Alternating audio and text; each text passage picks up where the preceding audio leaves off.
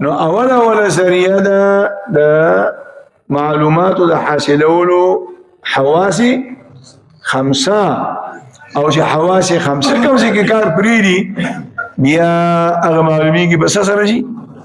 عقل سره او بیا یو مقدس مراشي چې الله کې د انسان عقل جواب ورکړي حدیث کې راځي د صحیح حدیث دی چې کله د مړي خلقو وګکړي او روان کړي قبر غاړې ته نو که مسلمانی او که کافری پرهیزګاری او که ګناهګاری دی کړي وي چغې وي او داسې کړي او چغې وي چې د انسانانو او د پیریانو نه علاوه دا نور ټول مخلوقات دا غچغي اوري او که انسانانو ووري دي هر یو به هوش را پریوزي نو سجيبه خبره ده کوتره اوري کارره اوري مړی چنچنې اوري او دنیا انسانان دې نه غیر شابه سي رواني اغینه اوري نظم مساس عقل مني ظاهر کې نه من که خیال هم کړي چې په کم کور کې مړی کیږي کنه او زنګدنې شروع شي نو که چا خیالي او ساروي ساتلي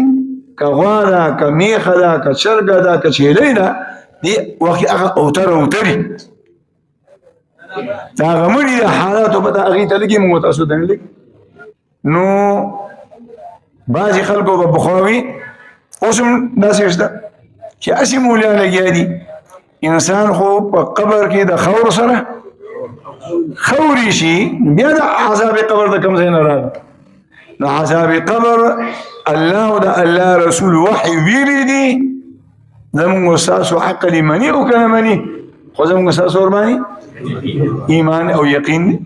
او بیا حدیث کې راځي چې کوم مسلمان نیک دی تقوادار دی پرهیزګار دی ام شغی وي خدا هغه شغی بدلی او نعوذ بالله ثم نعوذ بالله چې کوم بيدین دی هغه مکرې کې وي خدا هغه بدلی چې کوم تقوادار دی پرهیزګار دی دیندار دی نو هغه سوی قدموني اے خلقو شابه تیسې زر مې رسوي دا دنیا د هغه لپاره جیل خانه او د خپل راحت او د سکون ځای ته